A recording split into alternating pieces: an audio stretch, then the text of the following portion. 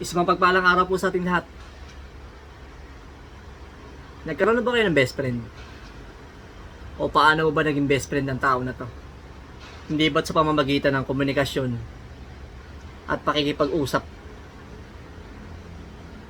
Kasi hindi mo maituturing na best friend mo isang tao o kaibigan mo kung wala kayong ugnayan, hindi kayo nag-uusap, walang komunikasyon. Ganon din yung relasyon natin sa Panginoon.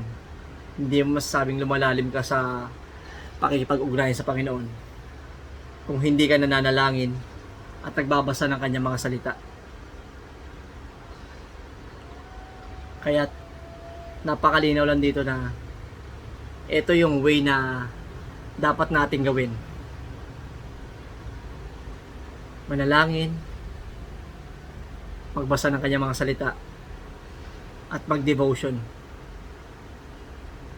At kung gusto pa natin mas palalimin yung pakipag-ugnayan natin sa Panginoon, umattend tayo ng mga prayer meeting, OPC, at magsimba tayo linggo-linggo. Isang mapagpalang araw po sa ating lahat. Ingat po sa buong biyahe at God bless.